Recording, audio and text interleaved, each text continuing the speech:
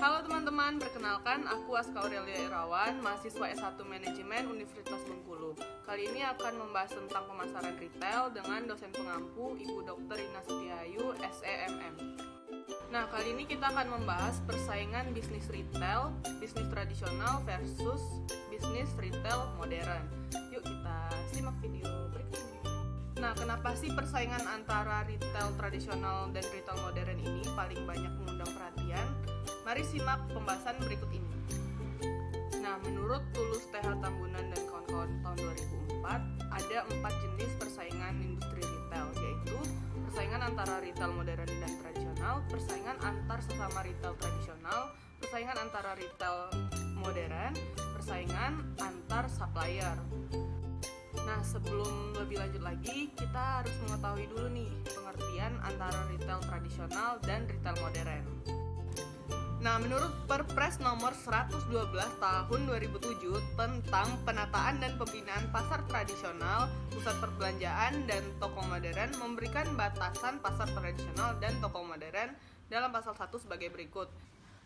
Nah, pasar tradisional ini adalah pasar yang dibangun dan dikelola oleh pemerintah daerah, swasta, badan usaha milik negara, dan badan usaha milik daerah, termasuk kerjasama dengan swasta dengan tempat usaha berupa toko, kios, los, dan tenda yang dikelola oleh pedagang kecil, menengah, swadaya masyarakat, atau koperasi dengan usaha skala kecil, modal kecil, dan dengan proses jual beli barang dagangan melalui tawar-menawar. Sedangkan toko modern adalah toko dengan sistem pelayanan mandiri, menjual berbagai jenis barang secara eceran yang berbentuk minimarket, supermarket, department store, dan hypermarket. Nah, untuk mengetahui lebih detail perbedaannya, mari kita lihat video berikut ini. Tentunya terdapat perbedaan antara retail tradisional dan retail modern. Namun, pada umumnya, pengertian bisnis retail dipersempit hanya pada in-store retailing, yaitu bisnis retail yang menggunakan toko untuk menjual barang dagangannya. Berikut ini adalah contoh retail tradisional seperti pasar pagi dan kios-kios atau warung kecil seperti ini.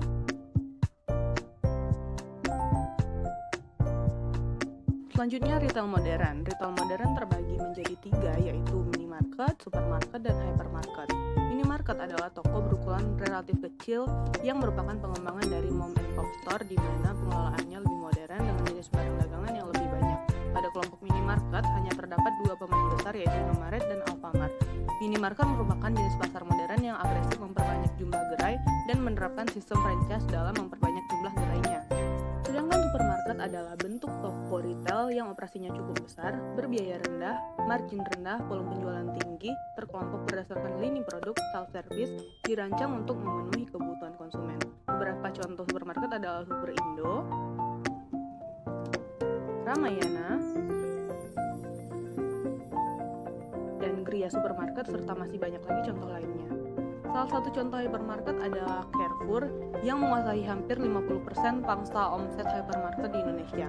Hypermarket merupakan toko retail yang dijalankan dengan mengkombinasikan model discount store, supermarket, dan warehouse store di suatu tempat. Kemudian ada Hypermart dengan pangsa 22,1% yang menjual berbagai macam produk di dalamnya. Hypermarket menawarkan pilihan barang yang lebih banyak dibandingkan supermarket dan minimarket, sementara harga yang ditawarkan hypermarket relatif sama, bahkan ada beberapa barang bisa lebih murah daripada supermarket dan minimarket. Selanjutnya ada Matahari Department Store yang menawarkan berbagai macam jenis produk fashion di dalamnya. Nah, yang selanjutnya karakteristik antara retail tradisional dan retail modern ini dapat teman-teman lihat dari tabel berikut ini. Klasifikasinya berdasarkan lini produk, kepemilikan, penggunaan fasilitas, promosi, keuangan, tenaga kerja, dan fleksibilitas operasi. Ini menurut Tambunan dan kawan-kawan tahun 2004. Selanjutnya, ruang lingkup persaingan retail tradisional dan retail modern. Persaingan retail tradisional dan retail modern meliputi baik faktor internal maupun faktor eksternal. Dalam kajiannya mengenai dampak keberadaan hypermarket terhadap retail tradisional, Indef 2007 menggunakan aspek kinerja, faktor internal, dan aspek preferensi konsumen dan regulasi atau faktor eksternalnya. Hasil kajian menyatakan kondisi usaha dan kinerja pedagang pasar tradisional menunjukkan penurunan setelah beroperasinya hypermarket. Ini diantaranya menyangkut kinerja aset, omset, perputaran barang dagangan, dan margin harga.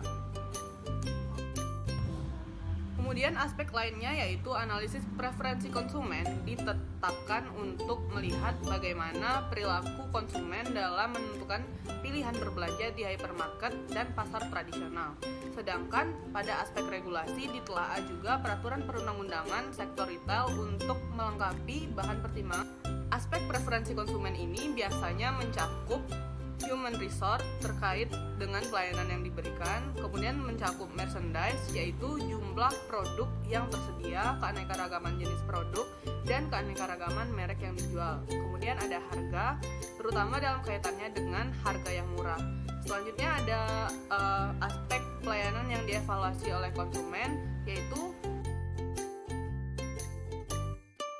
aspek-aspek pelayanan yang dievaluasi oleh konsumen ini dapat teman-teman lihat pada tabel berikut ini, yaitu dari aspek yang tangibilitas, perusahaan terhadap pelanggan, kemudian ada kredibilitas, kemudian reliability, pelaku yang sopan, akses, dan kompetensi atau kecakapan, serta responsiveness, dan juga informasi yang diberikan kepada pelanggan.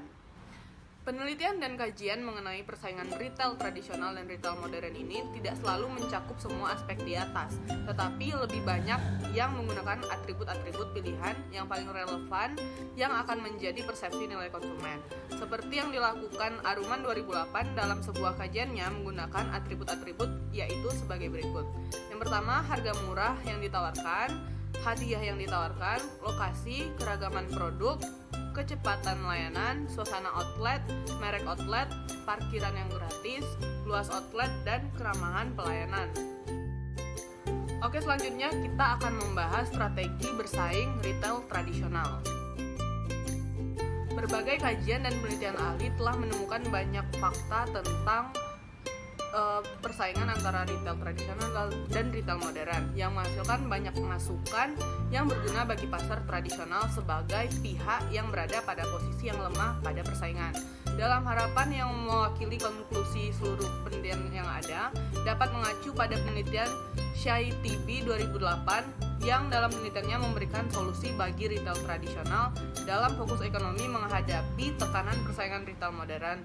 Retail tradisional dapat melakukan strategi bersaing dengan retail modern melalui penerapan model strategi pengembangan menang-menang atau win-win yang menguntungkan atau saling bersaing seperti dalam bentuk yaitu satu, adanya kolaborasi antar peritel khusus dalam akses pasar dan serta kolaborasi pemasok dalam mensuplai produk yang bermutu. Kemudian yang kedua ada peningkatan pelayanan. Yang ketiga ada mempermudah akses pemberian bantuan pinjaman modal bagi retail tradisional agar dapat melakukan perluasan bisnis. Yang keempat ada pemerintah yang sebaiknya lebih memperhatikan retail tradisional yaitu dalam hal tempat berjalan retail tradisional dan dalam hal perizinan masuknya retail modern. Kemudian yang kelima ada perbaikan infrastruktur yang mencakup terjaminnya kesehatan yang layak, kemudian kebersihan yang memadai, cahaya yang cukup, dan keseluruhan kenyamanan lingkungan pasar. Yang selanjutnya ada usaha bersama atau dalam bentuk perjanjian kerja antara Pemda dan sektor swasta juga dapat menjadi solusi terbaik untuk meningkatkan daya saing retail tradisional.